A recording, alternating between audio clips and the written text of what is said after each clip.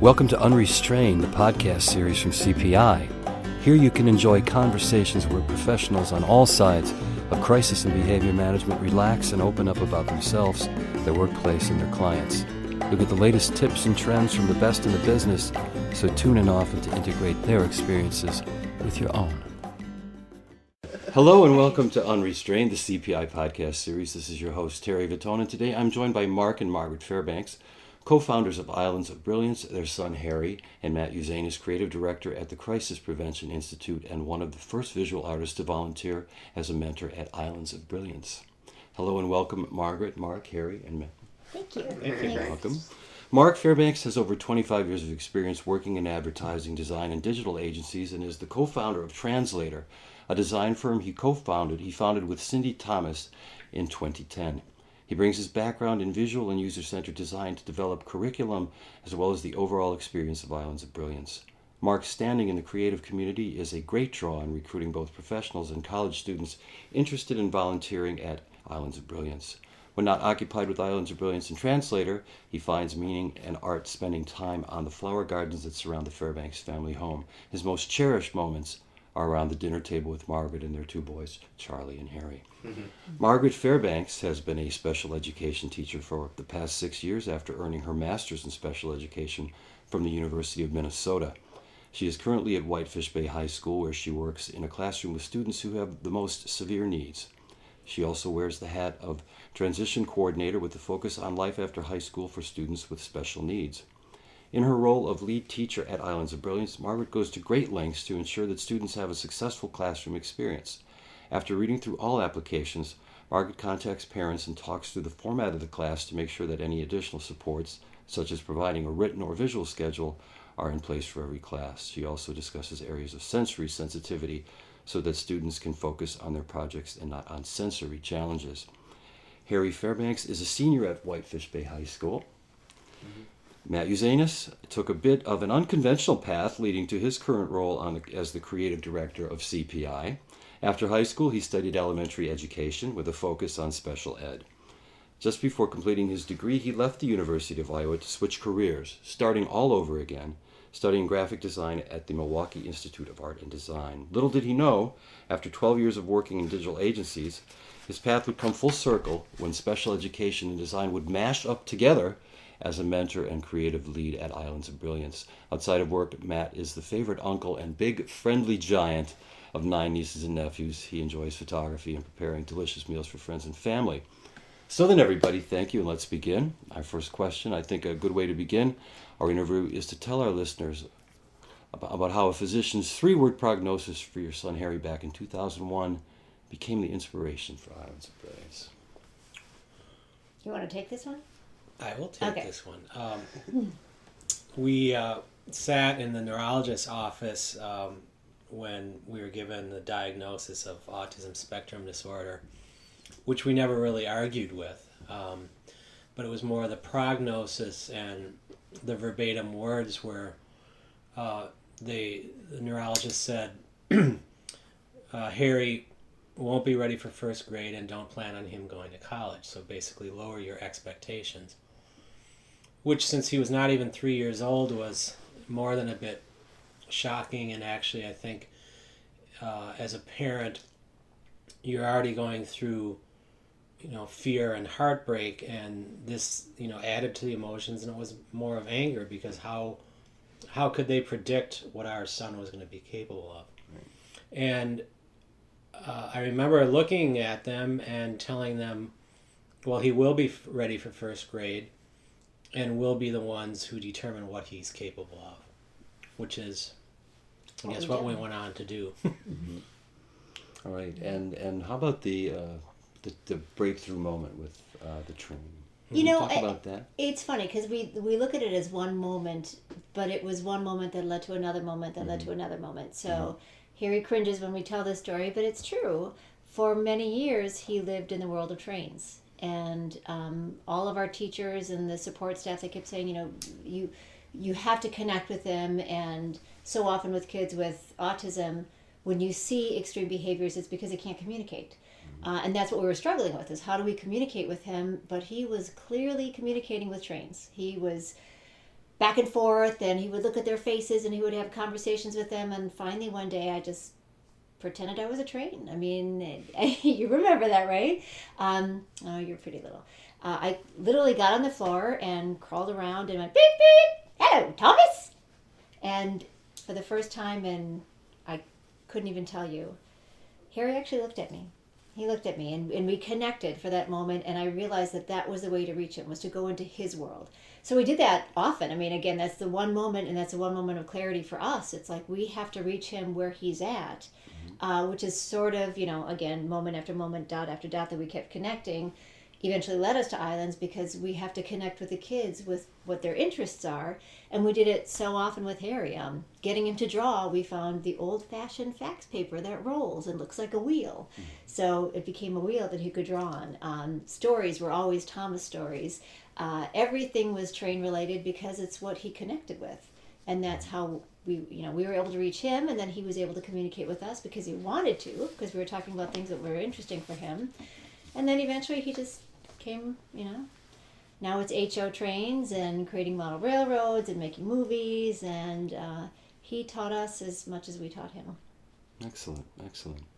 Now, I love how you say in your TED Talk, you said that Islands of Brilliance is a design experience that delivered on focused socialization and a sense of accomplishment. Well, that's and on your website you write, it was developed as a pilot program in fall of 2012. How did you get to that breakthrough where you said, here's the premise that we can make a program work that will celebrate special gifts rather than special needs? It was, by the time I think Harry was 8 years old, we were comfortable enrolling him in activities, and one of the programs he was enrolled in was Special Needs Little League. So I remember going to the game, and there were about 30 kids between the two teams, but none of them really seemed interested, and I realized that these are really kind of guardrail programs for kids with disabilities, and wouldn't it be nice if there was a program that actually captured what their interests and abilities were. So I kind of filed that away. And around the same time, I noticed that Harry was spending a lot of time with technology, and he was online watching YouTube videos, so stop action animation kind of stuff, and that he would post in the comment threads, which I thought was pretty cool because he was able to carry on a conversation online that he might not be comfortable with his peers in person. And that was really interesting how technology was this safe place and level setter for him, that some of the things he wouldn't ordinarily be comfortable with, he could do there. And then kind of the real key was he was with me. I was getting my oil change. I had my laptop with me, and I'm working in Adobe Illustrator, on a Saturday morning, and he's like, "Dad, that looks interesting. Can I try that?" So I said, "Well, when we get home, I'll let you play around with it." So I showed him how to use some tools and things, and just kind of left him alone to create. And I'll never forget it. About a half hour later, he says, "Dad, come look what I did." And he shows me this drawing he's done using professional grade software of a Thomas character. And the cool thing is, he's figured out how to use tools in there that I hadn't shown him how to use yet. Mm-hmm. So I showed him how to download pictures, and he starts making little stories. And suddenly I can't get him off my computer, right? Mm-hmm. So he's crossed over into my world. So he's creative. He's using technology, professional level software.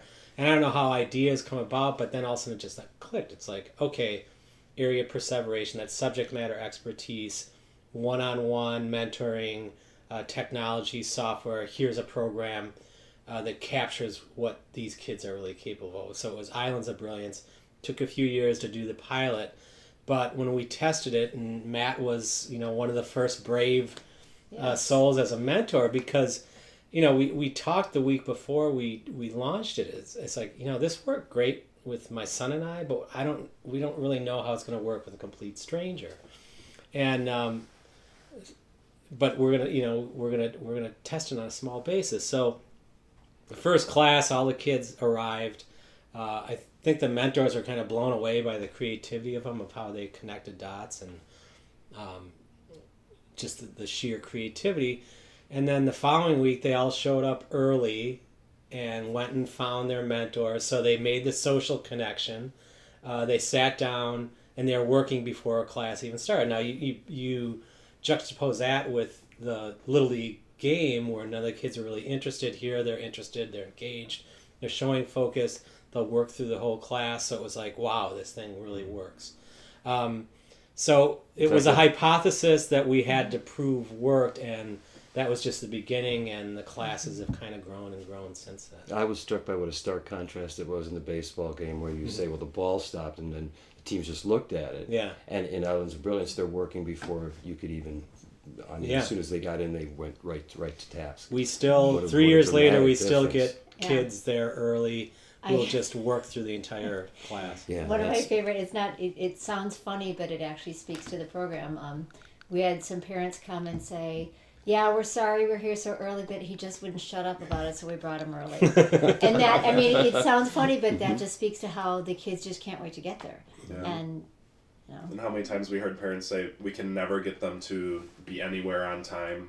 We can never get them going. Right. And all of a sudden, they're waiting at the door, waiting for them to come to the car to take them. Mm-hmm. So, yeah. Wow, that's the best best testament you can have for that. Now I'm going to repeat this idea. On your website, you write that classes are designed to provide students the focus, socialization, and sense of accomplishment often lacking in traditional educational settings. We achieve this by teaching in a vertical manner using each child's area of perseverance. Maybe you could explain that for a lot of our listeners maybe who don't understand the concept of perseverance in autism.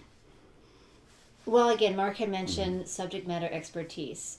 Again, the clinical term is perseverance. Most students, and again, I have to say most students because every student with autism is different.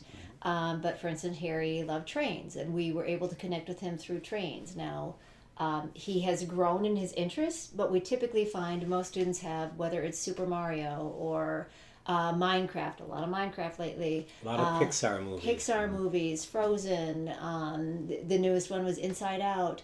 There's something that, once you let the kids be the expert, it takes away that you're acting funny, you need to sit still, you need to do this, and all of a sudden frees them up to communicate in a way they're so uncomfortable in an environment where they feel like they're so different than everybody else. So that just the environment itself is, everybody there is on the spectrum, so you're not going to stand out. They might have kids who are, a little higher needs or a little higher functioning. That doesn't really matter. They're accepted, and guess what? They're sitting next to a person who's a professional, but they're the expert. Yeah, I think that's the groundbreaking idea. Yeah. Is that a person of that age is considered a subject matter expert because of their special gift. Mm-hmm. I mean, that's truly remarkable. And we talk about, like, as parents, sometimes you get tired. No offense, honey, but sometimes you get tired of hearing about trains all the time. But in the program, that's your job. I mean, Matt can speak to this. You get to be the one saying, tell me more, that's so great, I didn't know that. And it's not that we don't love hearing about trains, it's just that we get to hear it a lot more often than the mentors do. So when you're there for your hour and a half, you can it's a joy to hear how knowledgeable these kids are, and they're just their excitement and their energy and their enthusiasm for what they know and what they want to share, and then what they can create visually. And that's where the vertical, it's like, it's not this, you have to, so methodical the way a lot of curriculum is. This is just allowing them to just explode in ways that they don't even know yet. That speaks to my next point in the question. Explain how teaching in a vertical manner can be a conduit, as you write, to horizontal learning. I think it's, if you start from that area of strength and self-confidence, then that kind of flows horizontally. So we hear it back from a lot of parents that because of the experience within our classroom, they see their child's growth in things like self-advocacy, self-confidence in the classroom, being given credit for what they're capable of, just kind of flows out into other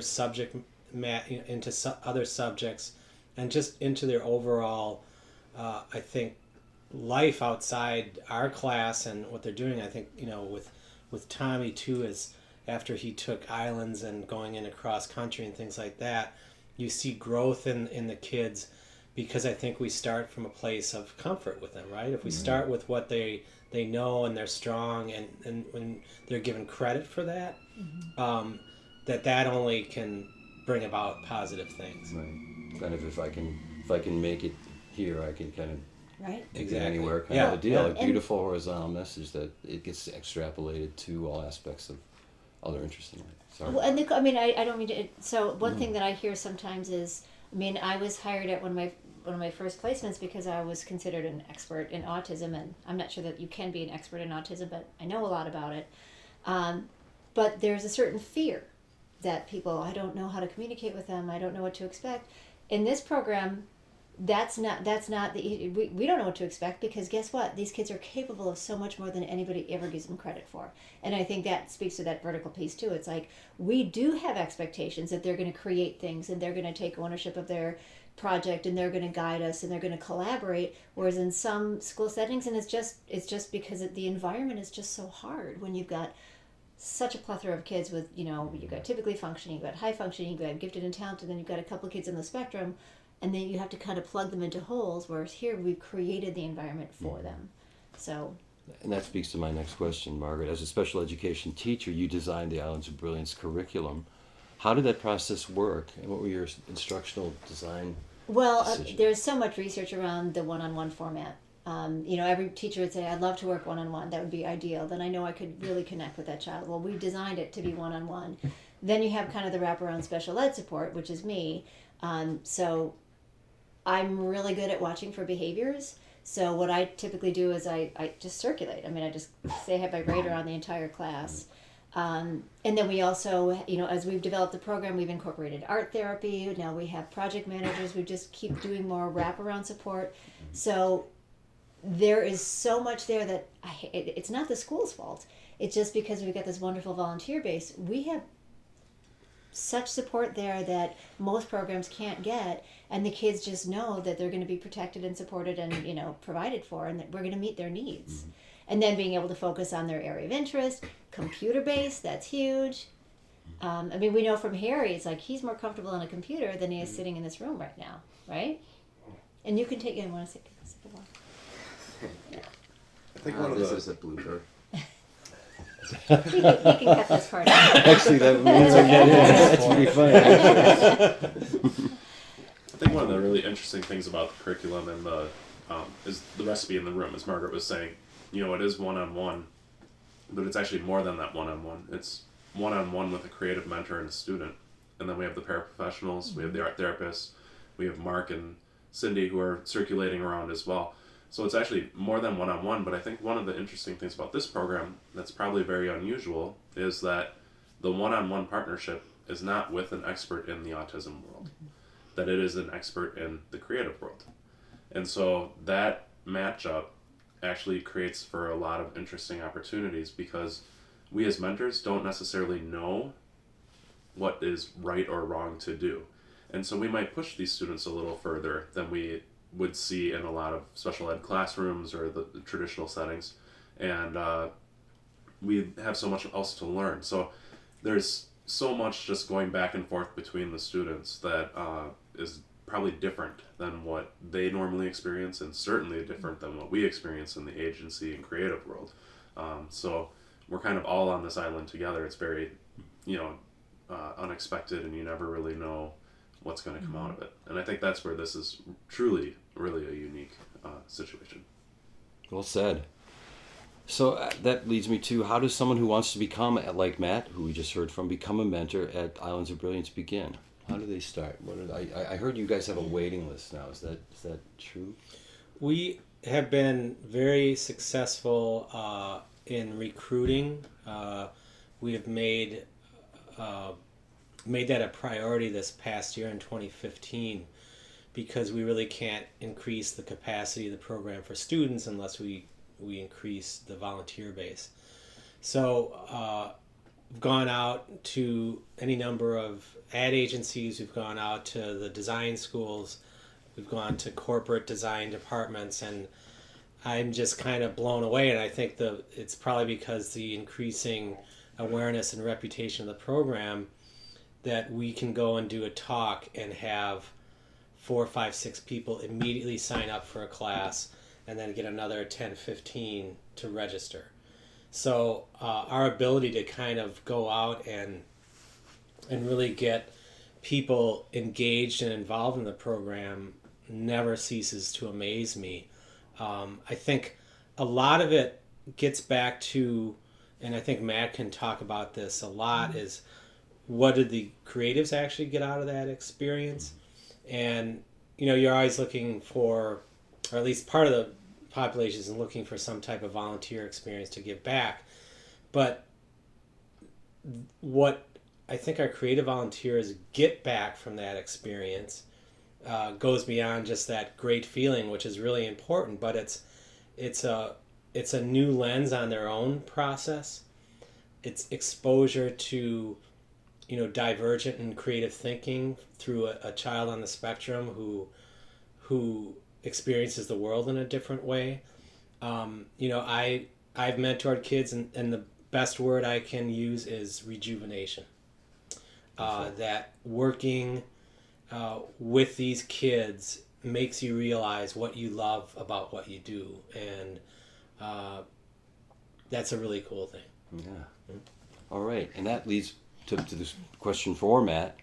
I want you to talk a little bit about your history with the Islands of Brilliance, how you became aware of the organization, and I understand that you recently had a breakthrough moment just this month. So we'd love to hear that story. It was awesome.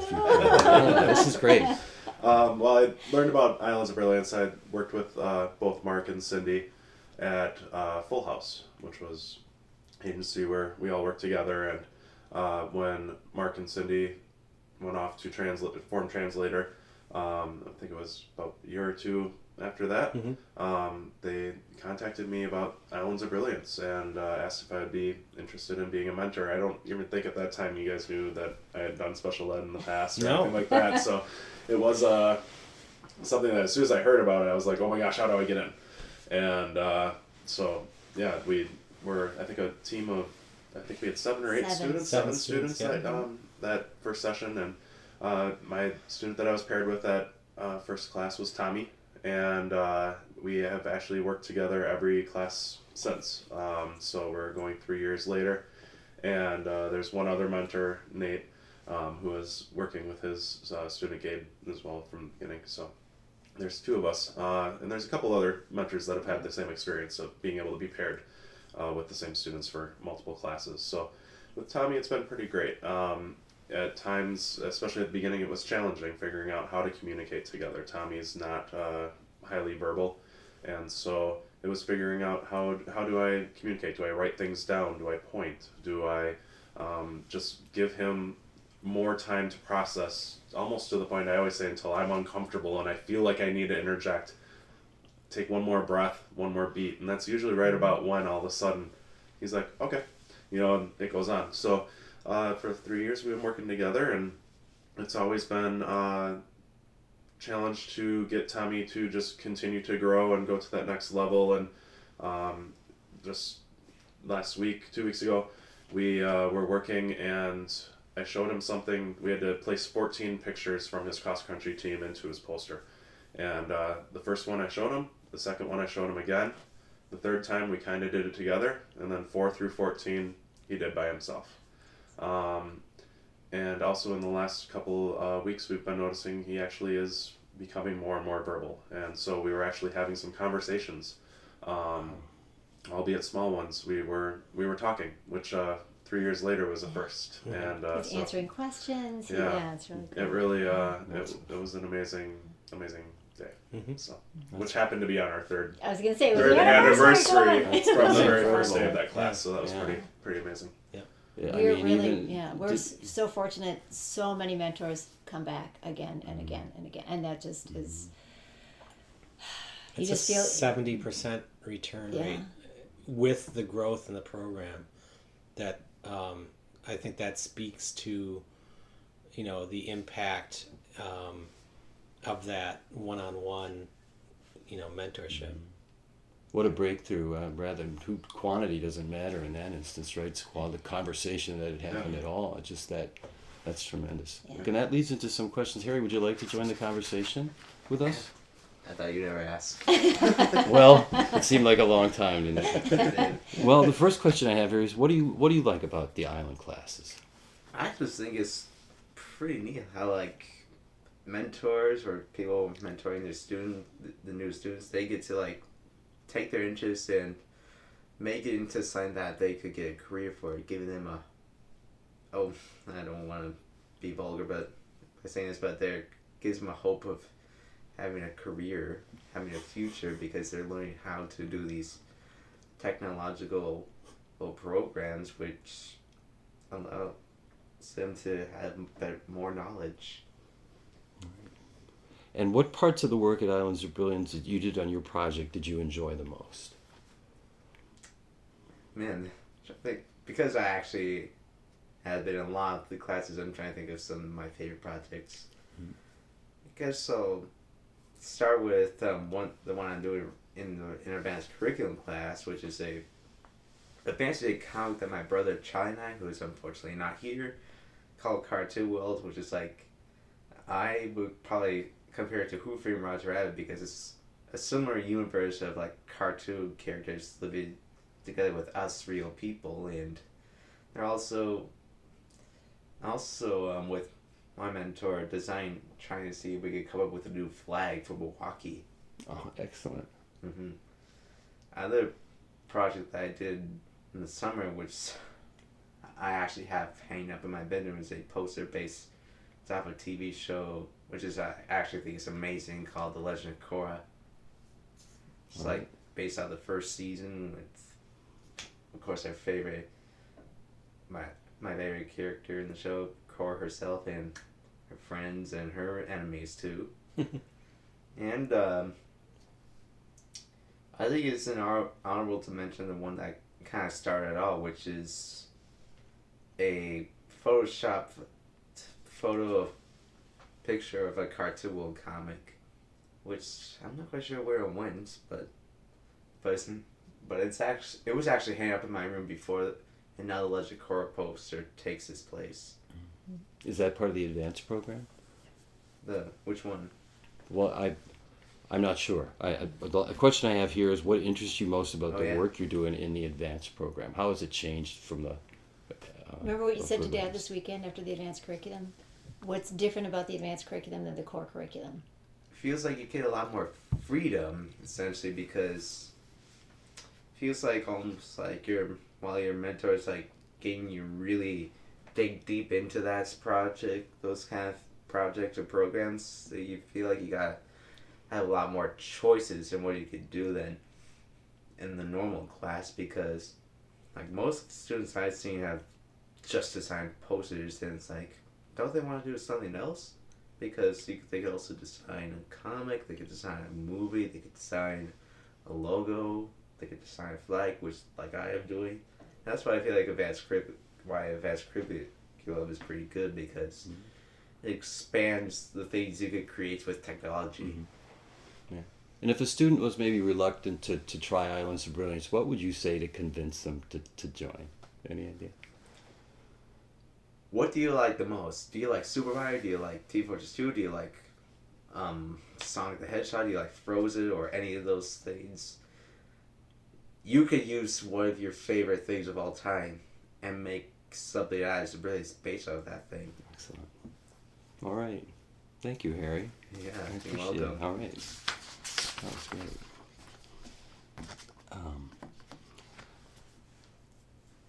On your website, co-founder Cindy Thomas writes about her favorite moment during an Islands of Brilliance session. Would you guys share a favorite? I think we may have yours, or maybe not. You're certainly free to answer again. Would you guys give each one, starting with you, Margaret?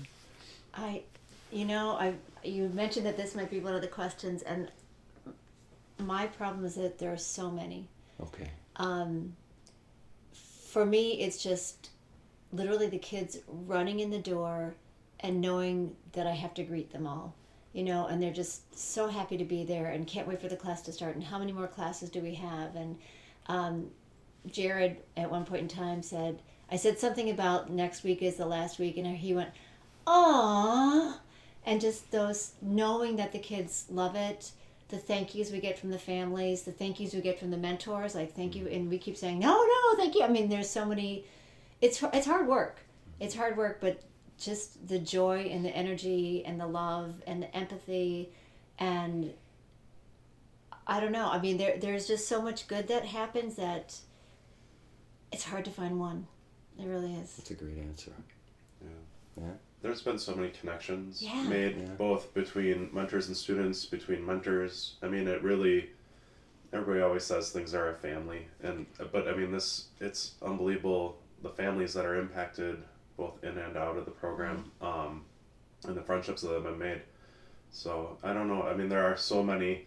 I remember at one point in the very first session with Tommy, a lot of kids on the spectrum also, have sensory issues. So touch sometimes can be very comforting, but also can be, very upsetting. And with Tommy, he always had his hood up on his sweatshirt to kind of help isolate himself and didn't want to be touched. And I remember it was, I think, third or fourth week, and we're sitting and we're working side by side on the computer, and all of a sudden I just felt his little hand on top of my hand. It's not little anymore. I He's know, got so big. he's so big now. But he sat the rest of the class like that.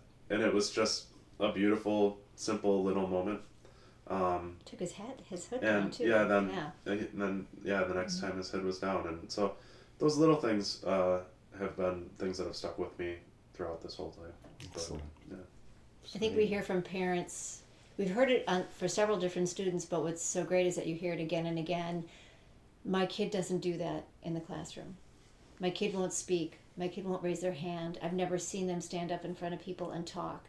They'll do it for us because they're just so excited and so proud, and that self-confidence that we speak to, it's there because it builds every class, and by the time that the session is over, they cannot wait to talk about what they created with their mentor because they're a team. Mark? I do have one. Okay, great. Just come on. So, our oldest son, Charlie, was home for the summer, and he's home from Madison, and so he helped us out with the summer program and actually mentored. And he was paired with a student, Adam, who was in the spring session, and his project was on Cloudy with a Chance of Meatballs. So we prepped Charlie we're going to watch Cloudy with a Chance of Meatballs, all this stuff. And so the first day, and Charlie's apprehensive about this, and, as I think a lot of mentors are, because you don't know what to expect. And Adam shows up, and he's got this hat he's made himself, this paper hat on, yellow hat. And it says, Jason Mraz. And I'm like, who's Jason Mraz? Well, Neither one of us knew. We were about to find out who Jason Mraz is. Sorry. So Adam is like, I'm Jason Mraz. So Charlie is with him.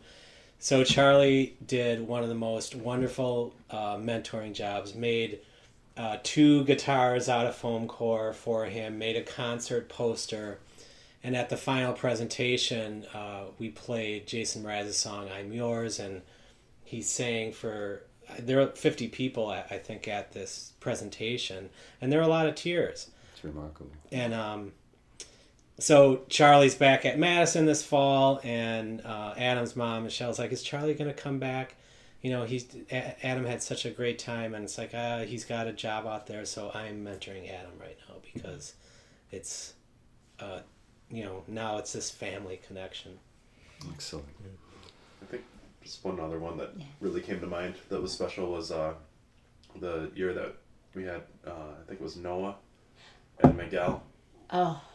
These 2 students that were very different.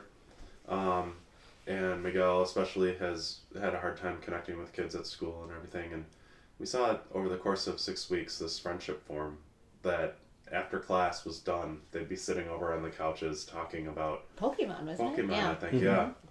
And this connection was just made that we just kind of all sat back and watched. And I remember both of the parents, too, just saying, this just doesn't happen. And I think there were some play dates afterwards. And so, I mean, it really was an amazing thing to watch completely outside of the mentors, paraprofessionals. It was 2 students that, just made a connection. And a couple of amazed sets of parents saying, look at what's happening. Mm-hmm. So speaking to parents, what do they need to know about approaching Islands of Brilliance to get in?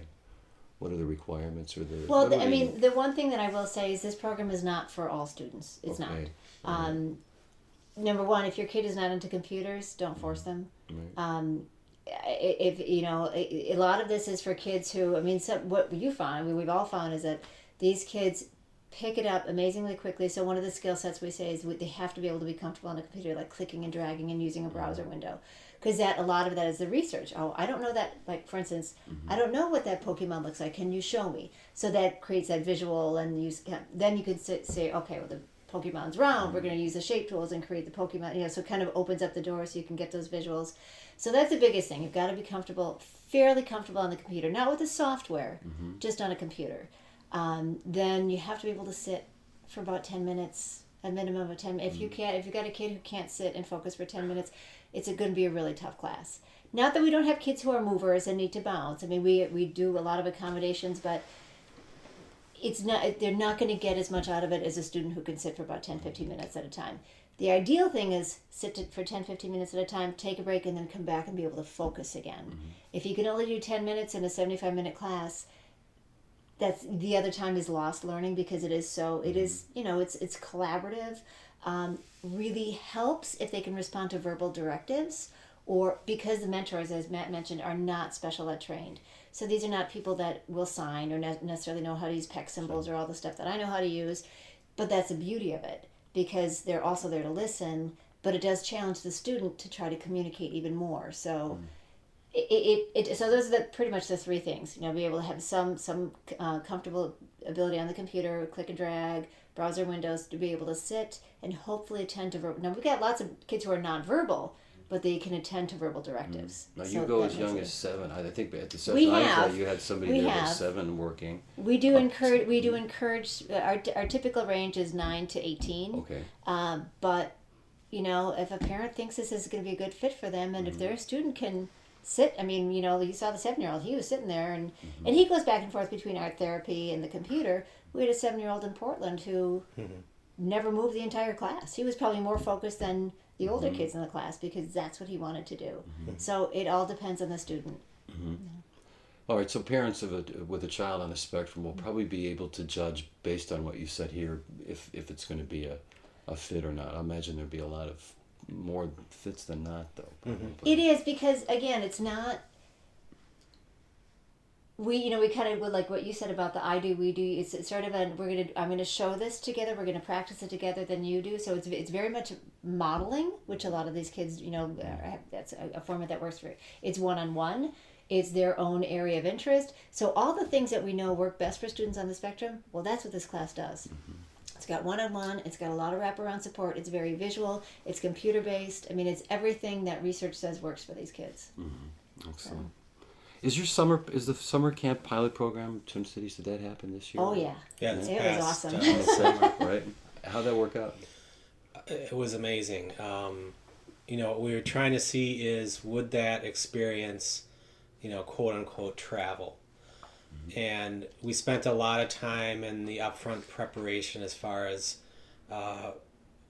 going and talking to the creative community. We made a wonderful connection with the Autism Society of Minnesota, who we partnered with, and they handled all the outreach to families and kind of took a lot of things off our plate that we wouldn't have to worry about in a new market. We had volunteer participation in the Twin Cities from all the major agencies, from including the design department at Target.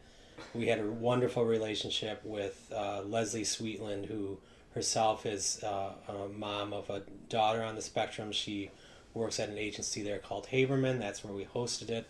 We did 2 classes, and it went about as smoothly as you could imagine. It was just an amazing success. And so I'm actually leaving to go up there Wednesday to talk about 2016. So we have classes coming up in February. So we'll do a full year up there. We'll do February, summer, and then fall.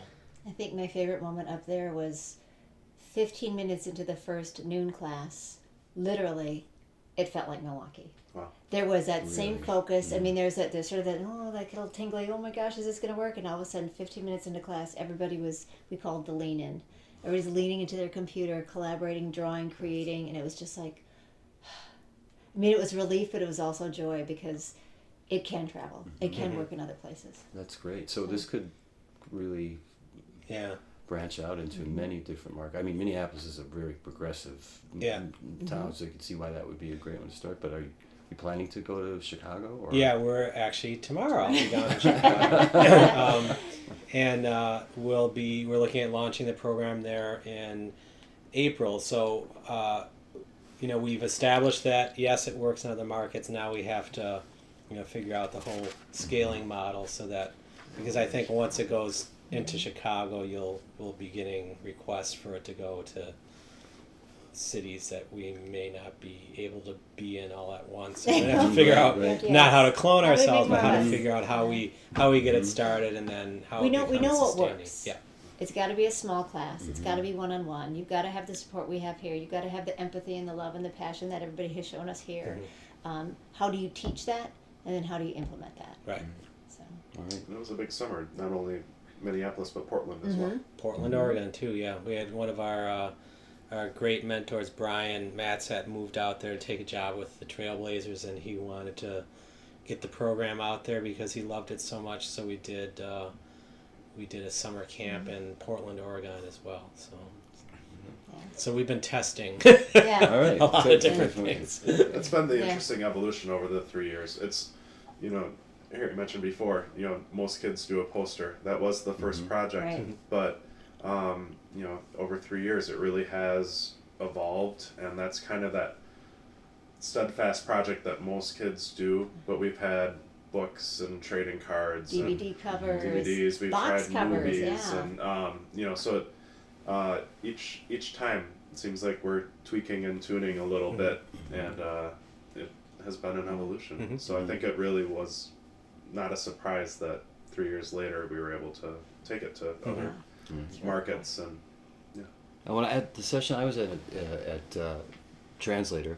I saw the art therapy room, and I also working for CPI saw a beautiful piece of art that we were lucky to acquire. Oh, yay! Thank from you. our therapy. And so I wondered if you could talk about the art therapy room and the kind of work that goes on there. Well, we've developed a really beautiful relationship with some of the local colleges, particularly Alverno and Mount Mary, especially Alverno, because some of their students who are going through getting their field experience, actually, we call them leads, so they're leading art therapy, so they get their field time. And then I am technically their site supervisor because, I'm the special ed teacher on site. Then their teachers, professors come out and visit them, and it's a slightly different situation than some other placements in that they're actually working through the program as opposed to just exclusively art therapy. But the beautiful thing is they don't often get a chance to work with that many kids on the spectrum. So I had Jess the other day just said, it's so funny, I've always heard what a range the kids are, but she said, now I'm seeing it, that they're all so different and they all have such different needs and can be, but she's like, it's even with only 8 kids, you can see such a range. So it's a really good learning opportunity for them, and it's also a very supported opportunity for them. So they know that they're never going to be stuck in a room with a bunch of kids and not know how to handle it. That's great. So it's it's just, and we look to them. I mean, I love our Christmas, the holiday cards that they created because you get these beautiful, creative young college kids who come in and are like, hey, put something together for us, and all of a sudden we get these great ideas. So it's a really collaborative effort, and it's good for them. It's good for us. We're actually looking, one of our board members, Liz Drame, we're looking to have some of her students who are studying autism kind of step into my role. So what we're really trying to do is find those connections for, how can this be a learning opportunity other than just the students and the mentors? Can we have this be a way for the whole community to grow? But the art therapy is great. I mean, some of the kids really need the sensory break. So whether it's model magic or painting or the dropper thing that we did this week. So. yeah, with markers and Alcohol. in it. Lots of alcohol. Goes out like a tie-dye. I think, the interesting thing about art therapy is that is one of the evolutions that happened in our first pilot session. Thank you. We actually didn't have art therapy. It was sitting at the computer. The program pilot program was hosted at Discovery World, one of the children's museums here in Milwaukee, and talk about sensory overload. When you walk in, we were in the labs that you had to walk through the entire museum, and things are being bombarded at the kids. So when they came into the classroom, they were already pretty wound up and heightened a lot of the time. And we knew that they would need a break. As Margaret said, one of the big things is, can you work for 10-15 minutes, take a 5-minute break, and then come back and focus? Well, there wasn't really much to do for the breaks. The students we would walk them around maybe in that environment, which was, again, sensory overload. So in that second session was when art therapy was introduced by one of our mentors now, wives, who was art therapist at Alverno College. And so that's kind of how that came through. And so all of this has been, again, trial and error, and sometimes great, luck. Yeah, luck. Yeah. lots of I mean, luck. that just happened, and it was great because each time we have another, sometimes it's weaving, sometimes it's painting, sometimes I think they're talking about doing just like a sensory table for the last class. I'm like, bring your ideas, try it, let's see what works. Because some kids, like you said, will work throughout the entire class, and some kids might need 5 breaks in a class, and that's okay. And it'll depend on the class. One day they'll be able to focus and work, and another day, it's just like anybody else, that some days are Harder to you focus. need a little bit more time to get going. It's a different energy in the room. Or Last they year, had a sleepover, or they had donuts, or it was Halloween. Yes. So. Last year, I bought some beautiful note cards, which people I sent them to were like, where did this come from? This is tremendous. Yeah. So not to move into too much of the shameless commerce department here, but talk. There are things available that people can get as the art. They can buy. What kinds of things are there? Yeah, that's another area we're going to be placing more, attention to in 2016 is some of the artwork that comes out of the art therapy program. These collaborative paintings and things, we're applying them to greeting cards and holiday cards and different things like it, prints, and we just see that there are different ways we have to create different revenue streams to fund the program. There's tuition, there's revenue from possible product sales, there's our fundraiser that we think is going to be a very unique experience, and then just the typical personal and foundation type corporate support. So we're just looking this to be a completely different model, and looking for ways that not only is that a product thing, but it's also an awareness piece for the program as well. Because as you said, when you send that out, it's like, wow, this is really unique. Where did it come from? And those all come with a little bit of the story on the back. And actually, last year Matt designed those, put those together. Is there something available this year? Oh yeah. There will be. Is that going to be up on the site, or how can people, if they're interested, get a hold of Well, something? you talk a little bit. I mean, right now we're focusing on our big year-end fundraiser, which is the 24th. Which will be over by the time you're Unfortunately, listening. that's too bad. I'm sorry. I wish we could get it. That's in. all right. But once we get, so everything will be printed, but we are going to have it available on the website. Right? So there's going to be a pack of holiday cards. And they're so cute this year. I just love them. There's a snowman, there's trees, and then there's Strings of lights. And then we also have just a generic thank you note.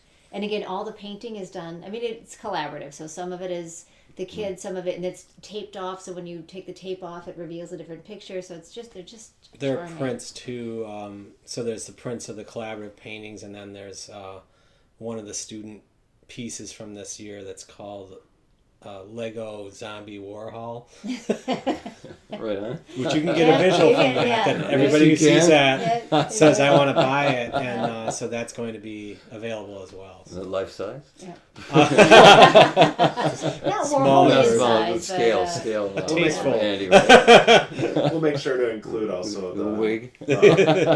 We'll make sure to include images of what we're talking That's about. yes, on the yes, CPI yes. blog. Yeah. There you go. That's tremendous. That's funny.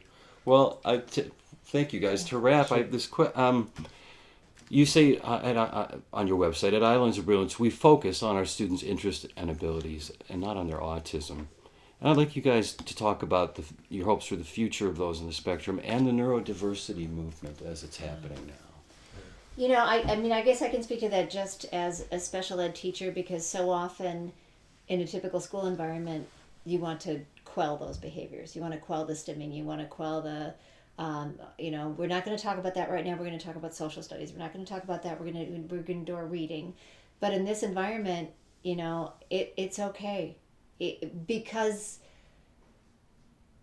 we're all quirky, you know. I mean, it's there's I think there's I probably have a million tics, and if people pointed them out to me every single day, I would just go further and further and further into my shell. So our whole goal is to get these kids to be proud of themselves and to be creative and to be confident. And in an environment where you're told, well, don't flap your hands and sit still and do that, you can't. That nothing blossoms that way. And when it doesn't matter, you can blossom. And I think what's really cool for me is how often the mentors and the families have said, my gosh, these kids are blowing us away. I can't believe I can't believe what they retained last week. And isn't that great how they thought of that? And where did they come up with that? And it's so beautiful to see them as an inspiration and not, Well said. Not a challenge. Right. I think there are kind of 4 stages to the program. We've developed the first stage, which we call this core curriculum. So that's what has been going on for the last 3 years, which is what we really see is this is almost a net to identify students who are capable of moving on to the advanced curriculum that Harry was talking about.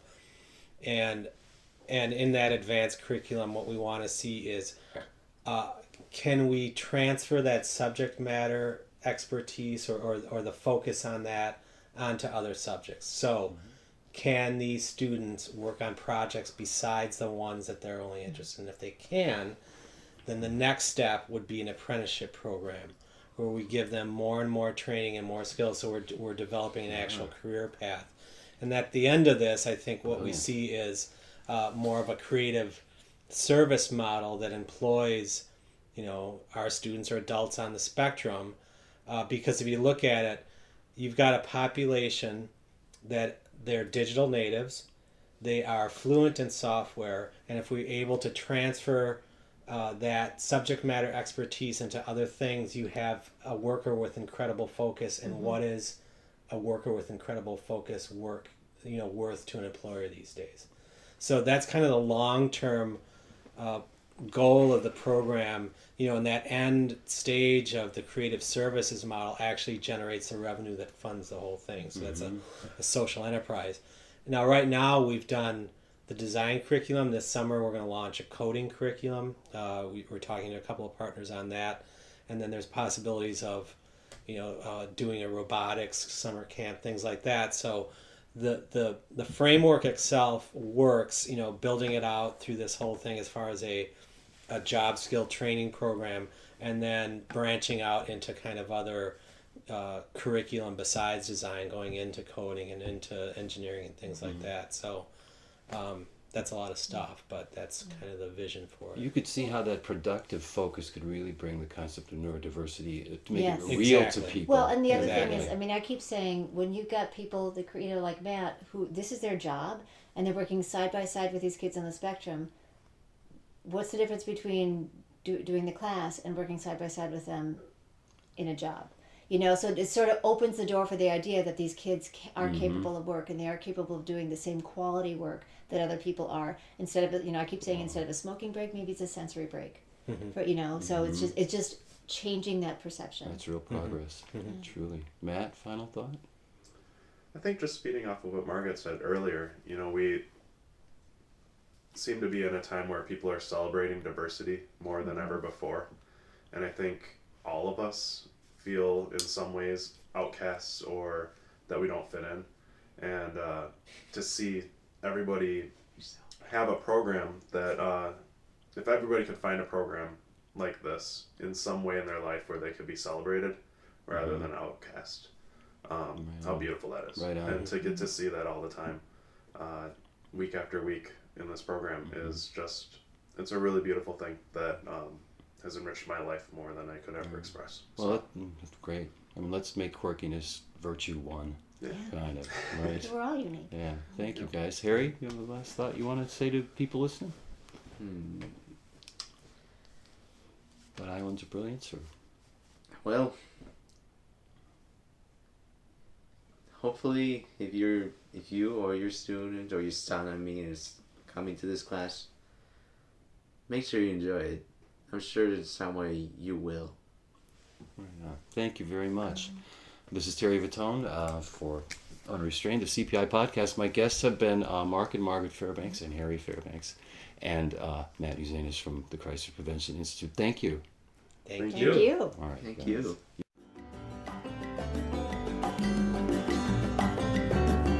Thank you for joining us today on Unrestrained. Tune in again soon for another interview with an expert in behavior management. Until then,